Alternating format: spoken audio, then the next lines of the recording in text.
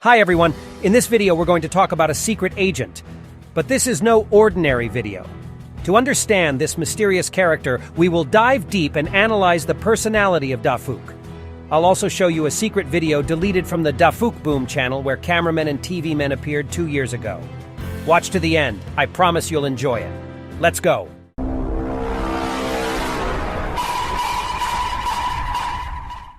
I think you've noticed that Skibidi Toilet has a lot of focus on the G-Man. I decided to start my story from afar, but it's a big deal. G-Man is a mysterious character from the game series Half-Life. His role is still not clear and people are making theories about him. G-Man appears mysteriously. We can only see him. At the beginning and at the end of the game, he engages in dialogue with us, but that doesn't give us more insight. One thing we do know is that this character has influence, but he is in the shadows. G-Man gives us a job to do and only sometimes watches if everything is going as planned. I'm sure Dafuq is inspired by this character. First of all, he used him a lot in the first episodes. Secondly, the main Skibidi Toilet is G-Toilet. Also, the appearance of the secret agent is very similar to the appearance of G-Man in Half-Life. I think the role of the secret agent in the series is the same as the role of G-Man in the game.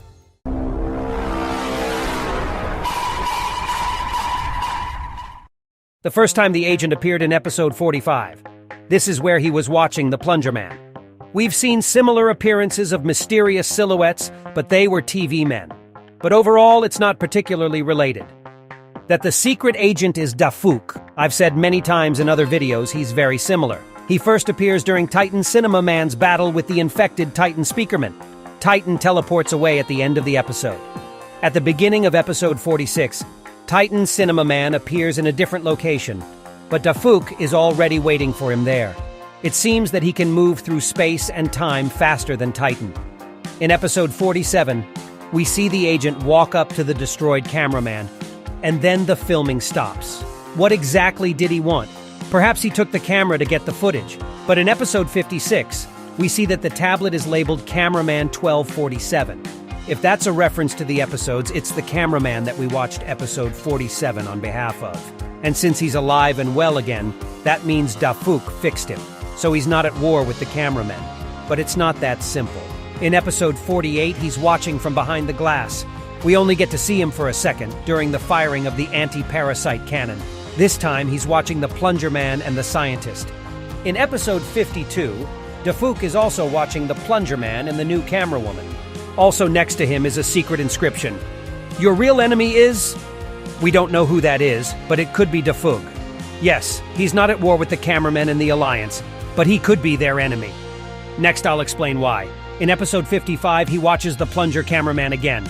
You might get the impression that he's watching exactly this guy. After all, in almost all the episodes where we saw Dafuq, there was a plunger man. But then in episode 56, he's sitting in a car even though there's no plunger man nearby.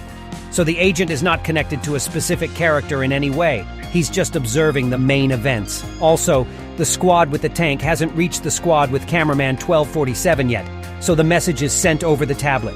But Dafuq is once again moving faster than the cameramen between locations, proving once again that he can teleport. But why is he watching? Why doesn't he interfere?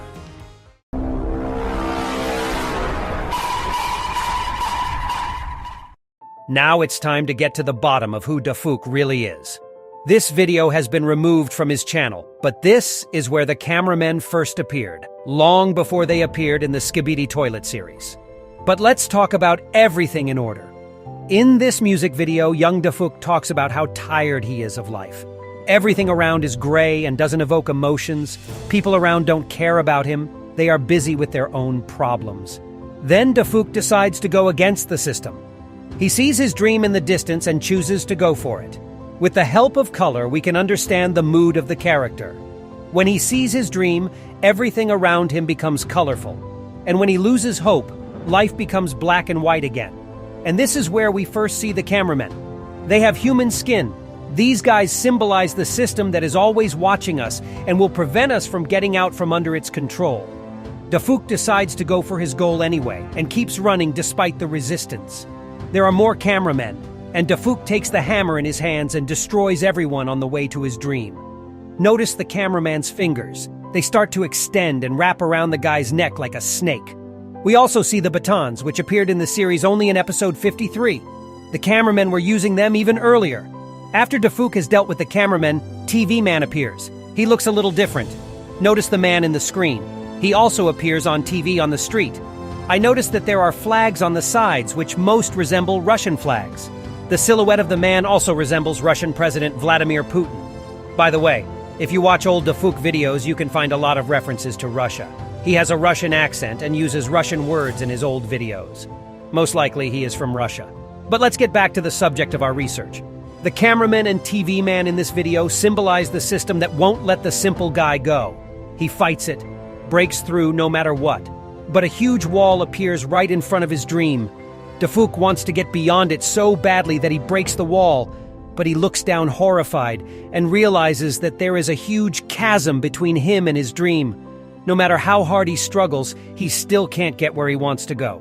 He can't get out of the system. That's where the music video ends, but it doesn't end the story of Dafuq.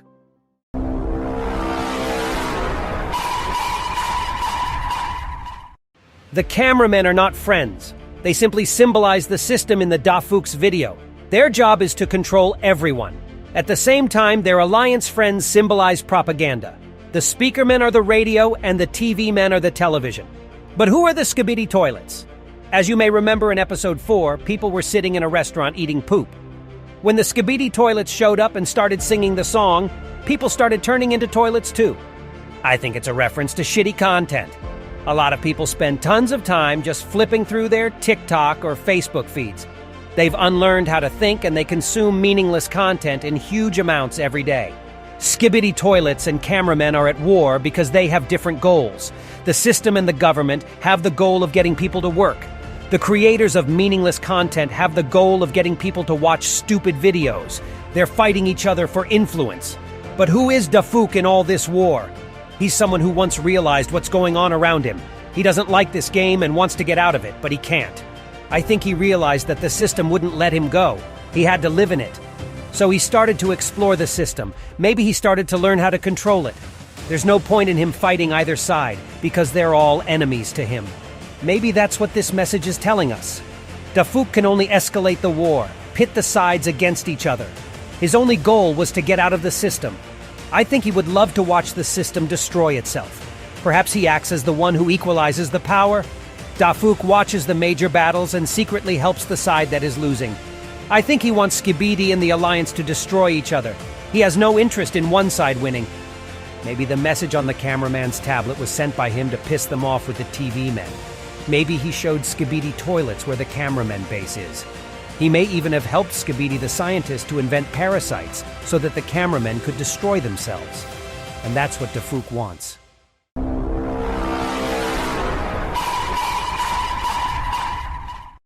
There's a reason why I reminded you about G-Man in the beginning. What do you think his goals were in Half-Life? I think he was running some sort of game of his own. No one who played it understood what it was for. And since we know Dafuq is inspired by this character, maybe they're similar. Yes, he wanted to break out to his dream, but that was a long time ago. Now he's not going anywhere. Who's stopping him from taking a helicopter of engineers and flying off to wherever he wants to go? I think Dafuq's plans have changed.